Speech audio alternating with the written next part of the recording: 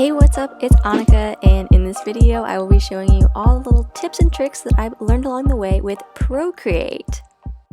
In my last video, I walked you through how to create cute little aesthetic app icons like I have here at my dock. I will link that video down below as part of my new little iPad series I have going here. Be sure to subscribe to my YouTube channel down below and turn on the little bell to get notifications when I post a new video. I post a lot of finance, debt journey, travel vlogs, Disney related, and now iPad related videos, so be sure to follow along.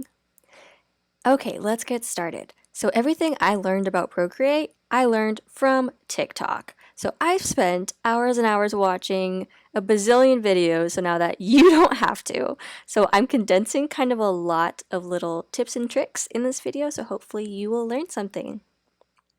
For this example, I will be using the square canvas, which is just one of the built-in options that you can choose from when you open up Procreate. And there's so many brushes to choose from, but my go-to is monoline. It creates nice, clean, and uniform lines, and it's great for using the color dropper tool, which I'll show you a little bit later on. You should also look into customizing the brushes. You can go in and change the streamlining, the spacing, all of these different options that you can go ahead and play around with and see what works best for you. Now I'm using the color dropper tool where you literally just drag the color in the little color palette circle in the top right corner and just drag it onto your canvas and it will fill it. I also love basically all the calligraphy brushes that are offered that just come with Procreate. There's so many different brushes that you are able to go download as well from places like Etsy or people who create their own brushes and have them for sale. So the limit does not exist. So now I'm going to open up my little layers panel and I turned on Alpha Lock. This allows you to paint in only within the drawing that's already on that layer and that layer alone. So as you can see, I'm going over this entire line with orange and it stays in between the lines. This is not to be confused with the clipping mask. So I created a new layer and I'm grabbing a new brush with the glitter tool and I'm just going to draw a ton of glitter all over the canvas. And I'm going to click on the layer and select clipping mask, and that will mask it to the layer underneath it so that it stays in the lines, kind of similar to Alpha Lock, but Alpha Lock does it directly on the layer while clipping mask is a separate layer. I prefer using clipping mask because I'm afraid of commitment. Now I'm going to go in with my brush tool, which is also in the calligraphy section, and I'm just going to write out a little example word, merge. And if you swipe left on the layer itself, you can either delete it or duplicate it or lock it. But here I just duplicated it. And now I'm going to create kind of a shadow effect. So over in the adjustments, I'm going to turn the brightness all the way down to give it that dark shadowy look. And then I'm going to do motion blur. And you can do this by just dragging either your finger or your Apple Pencil across the screen. And then I will move it ever so slightly so it looks a little bit more like a shadow. And then you can also just play with the opacity as well as the lighting to get the effect that you desire. And what I like to do, especially when I use the brush tool, since it is a little bit more transparent, I will duplicate it and then I can merge the layers together by pinching them with 2 fingers so that it just adds more filling to the words. The next thing I want to show you is the selection tool. So you can select a layer that you want to select any object on.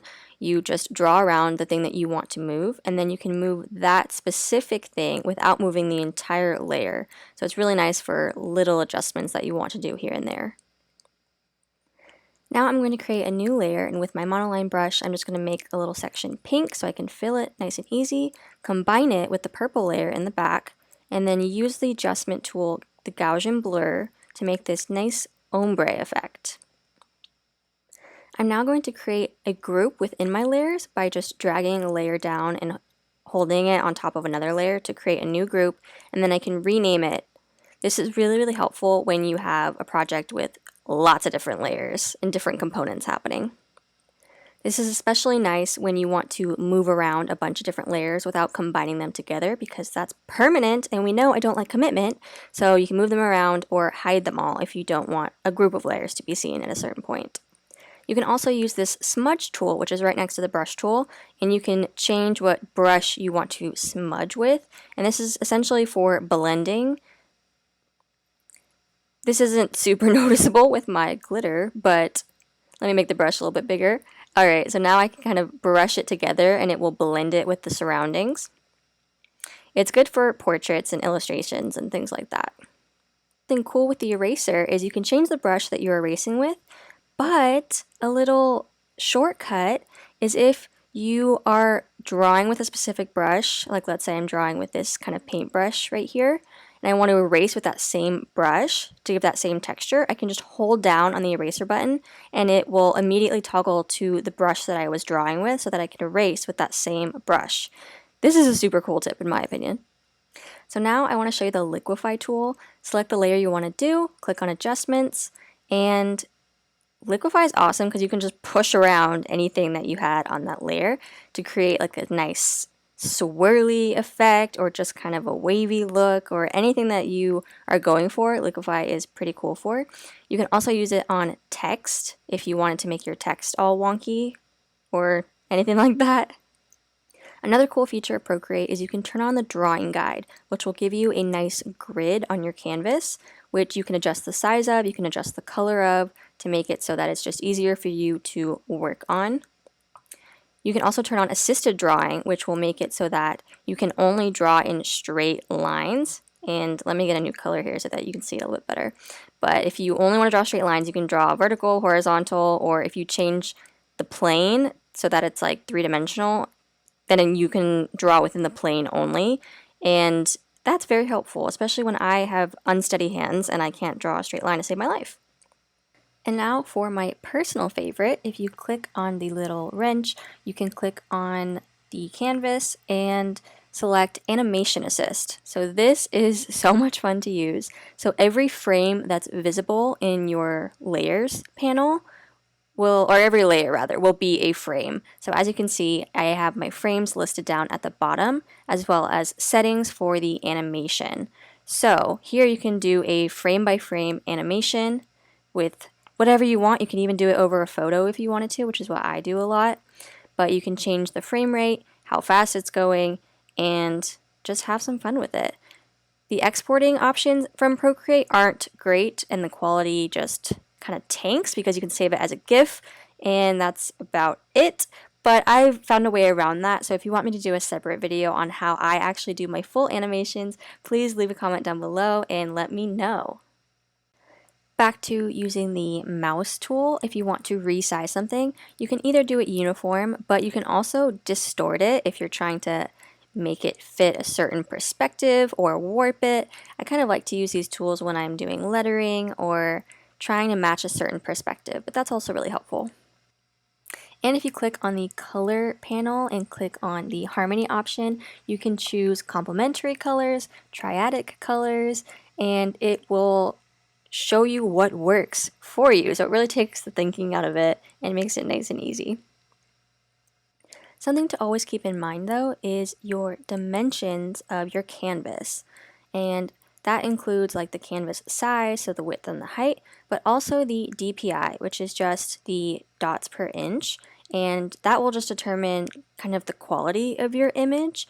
So if you're going to print out your artwork, I would suggest using a higher DPI, aka higher dots per inch, so that it's not so pixelated when you zoom in, and then when it prints out it's of the same quality that you designed it to be. So those are things to keep in mind. So depending on what you're designing, look up the dimensions you want. But you can also resize the canvas if you decide halfway through, oh, I need a different size. So you can crop it, resize it like I'm showing here, change the width to a specific pixel amount, and the same thing with the height. And I'm not sure why I would need a canvas this size, but if I wanted to have it, I could. So now let me turn off Animation Assist. I don't need that anymore. But another really cool tool is the time-lapse video replay. It will show you all the work that you've done on this specific piece of art every little change that you've done and play it super fast in a nice little time lapse. And I think it's very, very satisfying to watch. And it's not just in one sitting, it's the entire time that like you worked on the specific canvas. So you can step away from your iPad for days, come back and edit as you go along, and it will replay all of it, which I think is pretty fun.